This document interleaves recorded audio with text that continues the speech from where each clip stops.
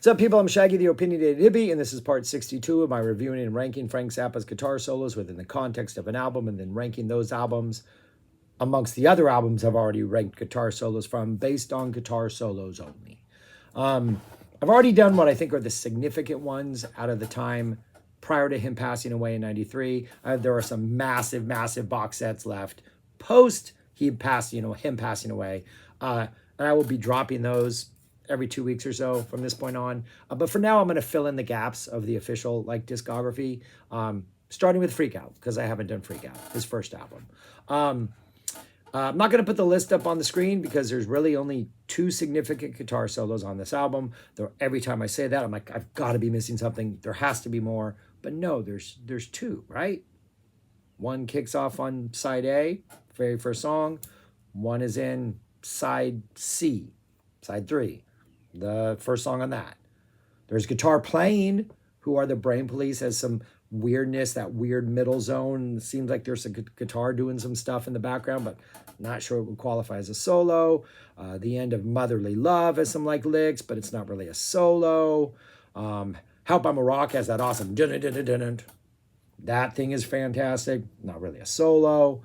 So we're left with 2 songs. Trouble Every Day, Hungry Freaks Daddy. Trouble Every Day is the lesser of the 2. I think it's much shorter, maybe 15 seconds, 10 seconds, if that, maybe 20 seconds.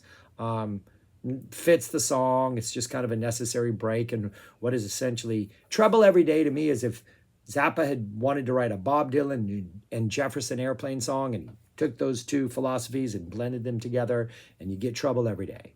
It's Dylan and its sort of political, social commentary aspect, and the music that is such a Yorma, just such an awesome Jefferson Airplane sound. It's like, that's what I've always thought of it, like a Jefferson Dylan, a Bob Airplane. And it's a brief little solo. Guitar sounds great throughout the whole thing, but there's really like a designated sort of solo spot about 2/3 of the way through where Frank tosses off a couple licks and goes on for a little while. But the most significant solo, and almost a bait and switch on Frank's part, is the opening Hungry Freaks Daddy. Because it's the first song, has a pretty long solo. It's like a minute long, including goes on for a while. Then it looks like we're going to maybe resolve the middle section and go back into the verses. But then Frank starts soloing again. So it almost has that little false front also on there. For the debut song on a 66 album, Hungry Freaks Daddy, you get this long guitar solo. I mean, we're talking this is the 60s, kind of a long guitar solo by this point in the mid-60s. Really cool, really awesome. I think the expectations are set really high. And while I 100% believe that the album delivers, doesn't really deliver on the guitar solo front after Hungry Freaks Daddy. I think that is easily the best solo on this album. Minute long, Frank's really just doing crazy psych rock stuff. It fits the song perfectly. It fits the energy perfectly. Frank is a better guitar player years down the line. Would push the envelope more, all that stuff. But it works perfectly for this song, and it's a great solo. And then really, we don't get another solo till that brief little bit in Trouble Every Day. And I keep looking at these going, there's got to be something. But I'm like, no, I don't think I'm missing something. Yeah, so that's it. Trouble Every Day, which leads off, it's the first track on the second vinyl piece.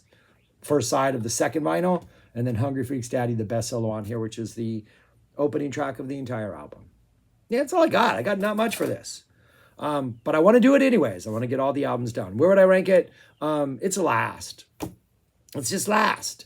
I love this album. Absolutely love Freak Out. It's of his previous releases, I think it was 11, 12. It barely missed the top 10. Great album. Overall, it's probably close to 20 now. If you add some of the more recent stuff that's been released, that is fantastic. Might actually be out of 20 if you count some of the newer stuff. But I still think it's a fantastic album.